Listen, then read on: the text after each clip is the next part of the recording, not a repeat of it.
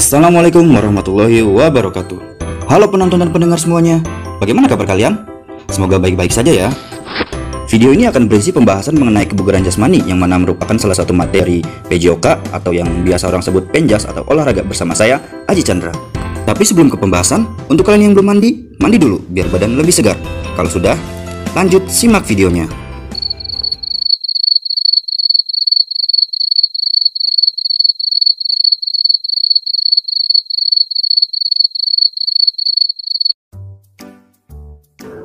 Ya, kebugaran jasmani terdiri dari kata bugar atau kebugaran dan jasmani dengan artinya masing-masing. Tetapi di sini kita akan langsung ke definisinya secara satu kesatuan, yaitu kemampuan seseorang untuk melakukan suatu pekerjaan tertentu dengan baik tanpa mengalami kelelahan yang berarti. Dari sini, kita bisa simpulkan bersama bahwa orang dengan kebugaran jasmani yang baik pasti tidak akan mudah lelah dalam menjalani aktivitas fisiknya sehari-hari. Tapi sebenarnya tidak hanya itu. Kebugaran jasmani bisa jadi lebih luas jika dibahas. Karena di dalamnya terdapat banyak elemen-elemen yang dibagi menjadi dua kategori atau kelompok, yaitu kebugaran jasmani terkait kesehatan dan kebugaran jasmani terkait keterampilan. Inilah diantaranya, dan mari kita samakan persepsi dengan menyebutnya sebagai komponen kebugaran jasmani. Tapi pada video kali ini, kita akan membahas lebih lanjut mengenai komponen kebugaran jasmani terkait kesehatannya saja. Untuk komponen kebugaran jasmani terkait keterampilan, mungkin kita akan bahas pada video berikutnya ya. Yang pertama, daya tahan atau endurance.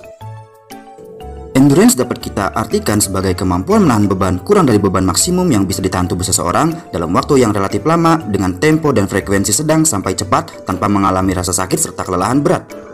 Endurance dianggap sebagai faktor penting dalam melakukan aktivitas sehari-hari karena seseorang akan dapat beraktivitas secara lancar apabila memiliki daya tahan yang baik.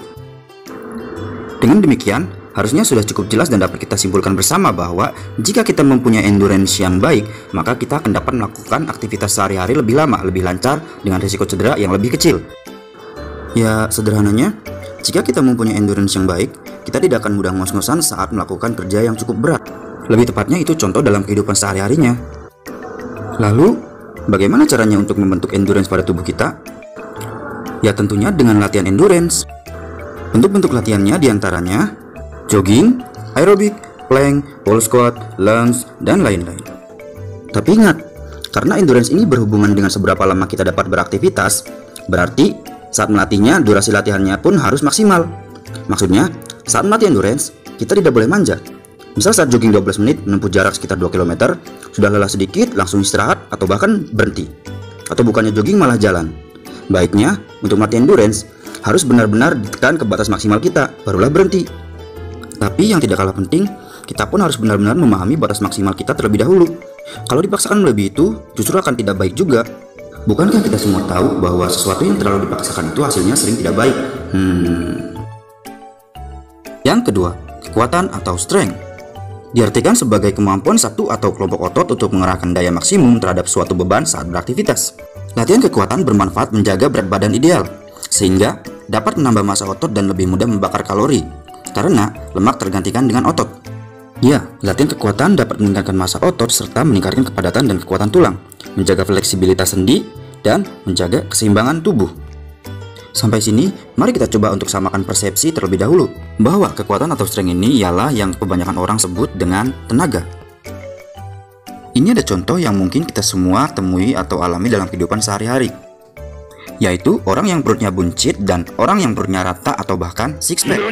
Perut buncit diakibatkan oleh pola hidup terutama pola makan yang tidak teratur serta kurangnya berolahraga terutama latihan kekuatan otot perut sehingga menumpuklah lemak di perut. Kemudian untuk orang dengan perut rata itu artinya lemak di perutnya sedikit. Lalu untuk orang dengan perut six pack artinya di perutnya itu dipenuhi dengan otot. Nah, untuk mengurangi lemak di perut supaya tidak buncit, caranya yaitu dengan melakukan latihan kekuatan otot perut. Kemudian contoh lainnya, kita mungkin mampu mengangkat galon besar berisi air penuh untuk diletakkan ke dispenser air. Tetapi, apakah saat melakukannya kita merasakan berat yang luar biasa? Atau bahkan oleng? Apakah setelahnya kita merasakan sakit pada otot dan sendi kita? Jika kita memiliki kekuatan atau strength pada otot kita, pasti tidak akan demikian. Ini pun berhubungan dengan manfaat yang sudah disebutkan tadi.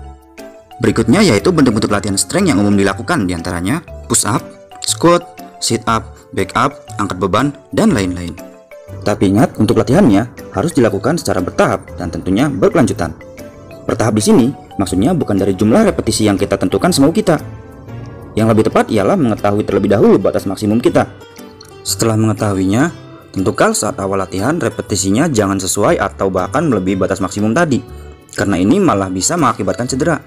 Tapi mulailah dengan repetisi di bawah batas maksimum tadi. Misal, kita kuat maksimal push up 20 kali. Bisa kita mulai dengan 14 kali terlebih dahulu secara berkelanjutan setiap hari, kemudian meningkat ke 15 kali dan seterusnya. Selain dari itu, setiap gerakan harus dilakukan dengan benar. Oleh karena itu, kita perlu terlebih dahulu mencari tahu apa saja bentuk-bentuk latihan kekuatan, untuk otot bagian mana latihan tersebut, serta bagaimana gerakan yang benarnya. Yang ketiga, kelenturan atau flexibility. Diartikan sebagai keluasan ruang gerak dari berbagai sendi di tubuh secara maksimal untuk mengurangi resiko cedera. Lebih lanjut, kelenturan diartikan sebagai tingkat penyesuaian seseorang pada segala aktivitas kerja secara efektif dan efisien dengan cara penguluran tubuh yang baik. Semakin baik fleksibilitas atau kelenturan tubuh, maka akan semakin lancar bergerak dan terhindar dari cedera. Kelenturan di sini maksudnya kelenturan sendi dan otot di sekitar sendi tersebut. Manfaat yang kita dapat apabila kita memiliki kelenturan tubuh yang baik ialah gerak semakin lancar dan terhindar dari cedera, mengurangi rasa sakit saat berolahraga, serta memperbaiki sikap atau postur tubuh. Tentunya kita pernah melihat, mendengar, atau bahkan mengalaminya sendiri hal yang disebut kesleo, terkilir, salah urat, dan sebagainya yang mana sering terjadi pada saat beraktivitas fisik atau berolahraga. Hal-hal tersebut terjadi karena kondisi fisik yang terkadang belum disiapkan, kurang pemanasan dan peregangan, dan juga karena tubuh tidak memiliki kelenturan yang baik. Oleh karena itu, kita sering diingatkan untuk melakukan pemanasan dan peregangan yang cukup sebelum berolahraga supaya terhindar dari hal-hal demikian. Ini berhubungan dengan bentuk latihan kelenturan itu sendiri. Bentuk-bentuk latihannya pasti mengarah ke bentuk-bentuk peregangan-peregangan, entah itu statis, dinamis, atau balistik, ataupun PNF. PNF ini, dari yang saya lihat, peregangan yang dibantu oleh orang lain. Jadi, misalnya kita melakukan split, ada orang lain yang mendorong-dorong anggota badan kita sebagai bantuan.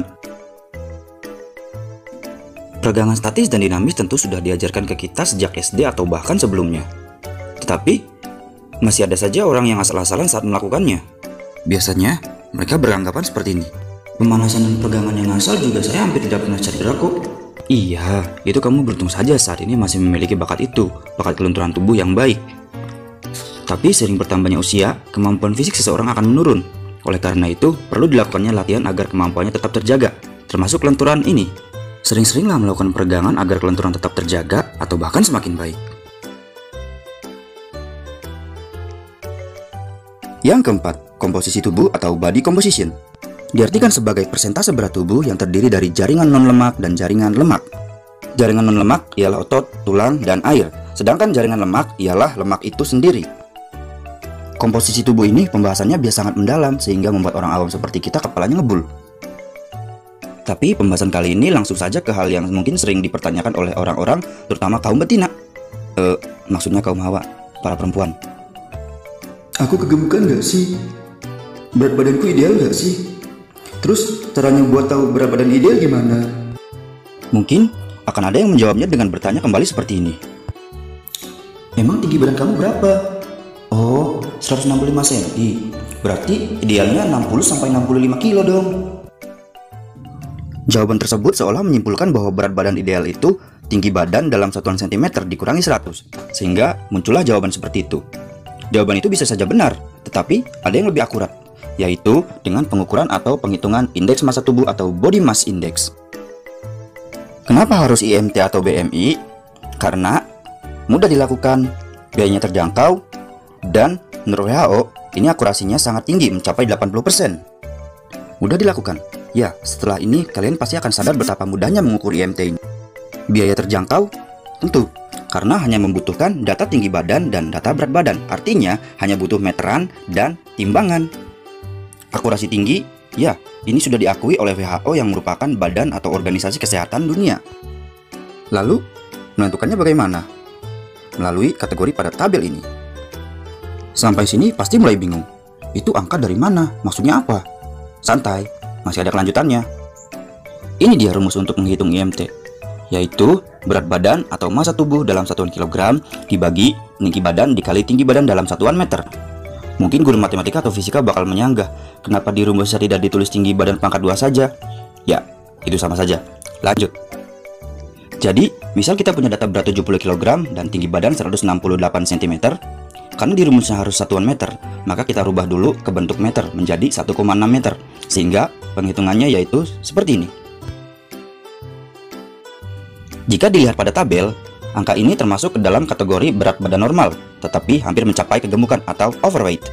Mudah kan? Cukup punya data berat dan tinggi badan, punya catatan tabel dan rumus, bisa menghitung IMT sendiri untuk menentukan berapa berat badan idealnya. Akan tetapi, IMT ini memiliki kekurangan atau kelemahan, diantaranya hasil tidak akurat bagi orang dengan berat badan berlebih yang dikarenakan massa otot.